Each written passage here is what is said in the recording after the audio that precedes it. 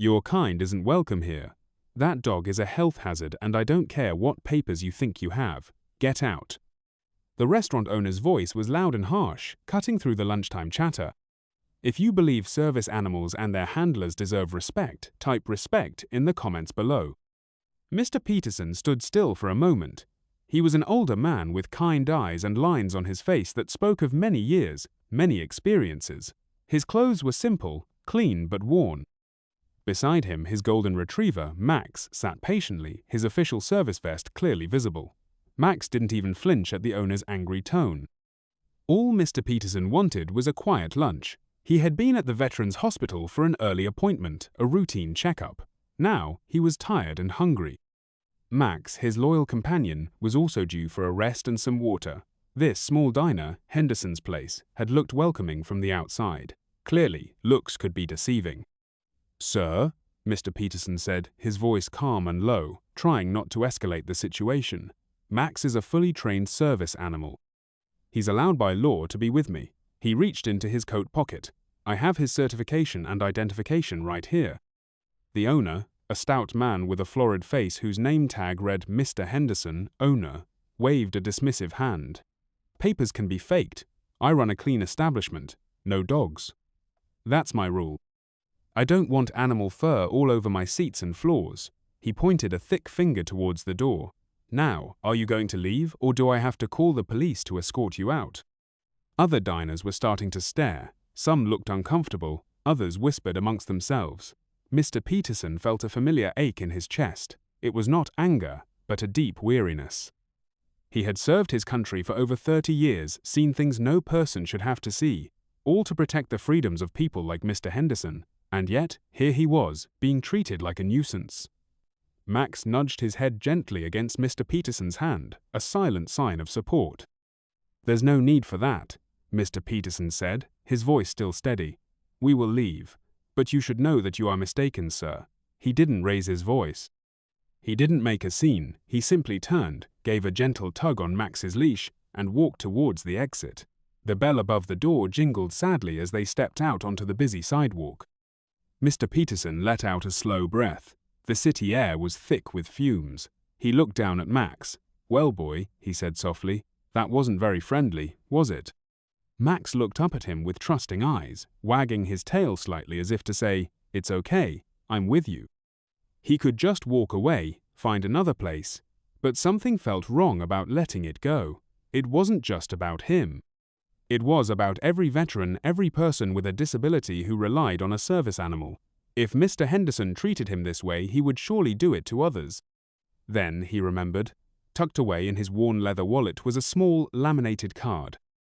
On it was a private phone number, given to him years ago by an old friend, a man he'd served with through thick and thin.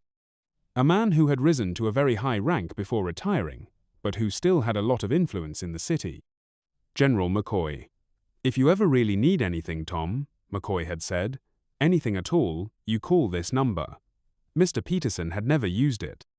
He wasn't one to ask for favors. But this felt different. This was about principle. He found a quiet spot by a boarded-up storefront.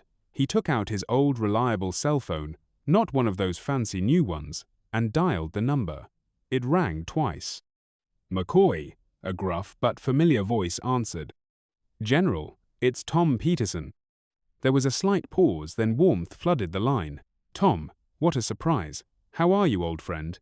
Is everything all right? You've never called this line." "I'm all right, Jim," Mr. Peterson said. "Just ran into a bit of a situation at a restaurant, Henderson's Place on Elm Street. The owner wasn't too keen on Max here. Kicked us out."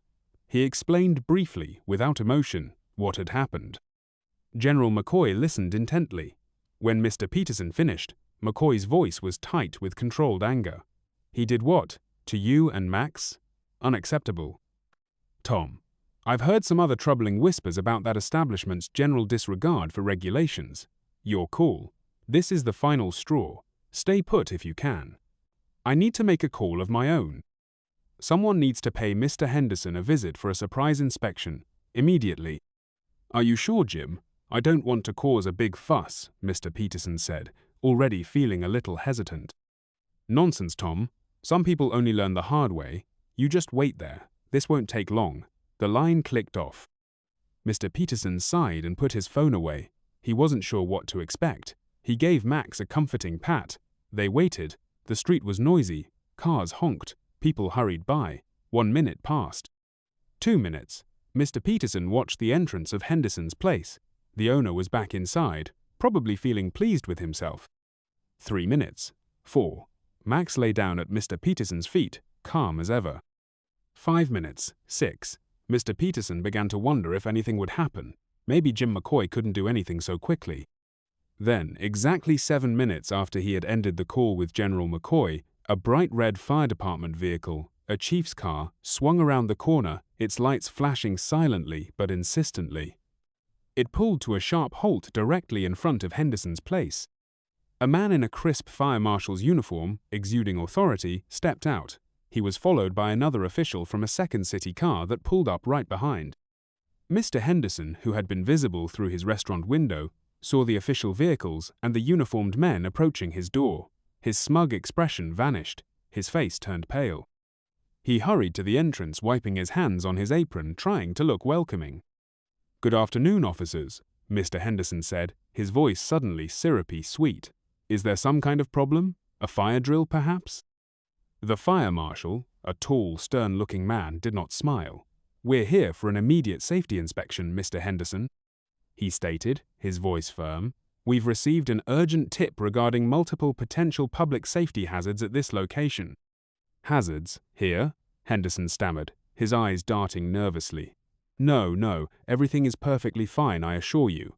Top shape." The fire marshal ignored him and stepped past, heading into the restaurant. His colleague followed. Mr. Peterson watched from across the street. He could see the officials pointing, making notes. The fire marshal's voice, though muffled by distance and glass, carried an unmistakable tone of displeasure. "Have you ever seen someone in power misuse it like Mr. Henderson? Type yes if you have, and share how it made you feel." Inside, the fire marshal was not happy. "This fire exit is completely blocked by crates of supplies, Mr. Henderson," he announced, loud enough for some of the remaining diners to hear. "And this extinguisher here, the tag shows it hasn't been serviced in over 2 years. That's a serious violation," he continued, pointing out one issue after another. "Your occupancy permit is for 50 patrons. I count 65 right now. Wires hanging loose under the counter here. This is a fire waiting to happen." Mr. Henderson was sweating now, his earlier bluster gone. He kept glancing towards Mr. Peterson, who was still standing quietly on the sidewalk with Max. A dawning, horrified understanding seemed to be spreading across the owner's face. He was connecting the dots between the old man he'd rudely ejected and this sudden, disastrous inspection. The inspection didn't take long. The violations were obvious and numerous. Finally, the fire marshal came back to the front, holding a clipboard.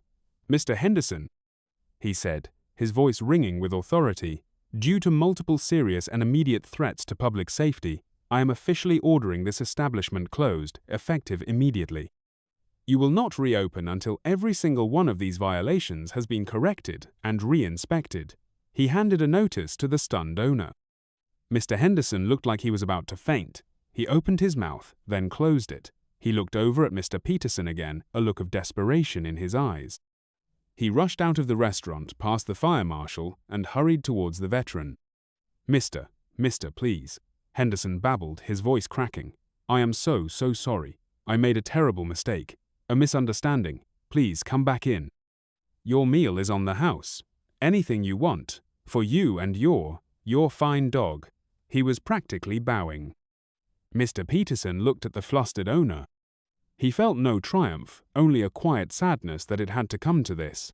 "Thank you, Mr. Henderson," he said politely, "but I think Max and I will find somewhere else to eat." The fire marshal, who had followed Henderson out, stepped forward. He looked at Mr. Peterson with respect. "Sir," he said, "I understand you were treated poorly here. My apologies that you had to experience that. Please know the city takes these matters, and public safety, very seriously." He then turned a cold gaze back to Henderson. "As for you, Mr. Henderson, you have a lot of work to do, and I suggest you also take a course on ADA compliance and basic human decency." Mr. Henderson could only nod, his face ashen. The fire marshal and his colleague got back into their vehicles and drove away. Diners were now leaving Henderson's place, some shaking their heads. A closed by order of the fire department sign was now prominently displayed on the door. Mr. Peterson simply nodded to the fire marshal as he left. He then turned and walked calmly down the street with Max trotting happily by his side. They found a small cafe a few blocks away with a "Pets Welcome" on patio sign. The young woman at the counter smiled warmly when she saw Max's vest. "What a beautiful service dog. Please, come in. We have water bowls too." The story of what happened at Henderson's place spread quickly. Some of the diners who had witnessed the initial confrontation spoke about the quiet dignity of the old veteran and the rudeness of the owner. They also talked about the swift arrival of the fire marshal. The local news even picked up on the restaurant's sudden closure due to safety violations, though Mr. Peterson's part in it remained mostly unknown, just as he preferred. Mr. Henderson had to spend a lot of money and time fixing his restaurant. It was weeks before he could reopen. And when he did, it was said he was a changed man, quieter, more respectful, and he even put up a sign welcoming all service animals. Mr. Peterson never sought recognition for what happened. He was a humble man who had served his country with honor. He simply believed in doing the right thing, and that everyone, especially those who had sacrificed, deserved respect. He continued his quiet life, with Max always by his side, a true hidden hero. The lesson here is clear. Respect is not a gift, it's a right. And sometimes, standing up calmly for that right can bring about surprising and just results. Never judge a person by their appearance, for you never know the depth of their experience or the strength of their character. If you believe that all veterans and individuals relying on service animals deserve our utmost respect and understanding, please subscribe to our channel for more stories like this. And type "justice" if you were glad to see Mr. Henderson learn his lesson. Remember, a little kindness goes a long way.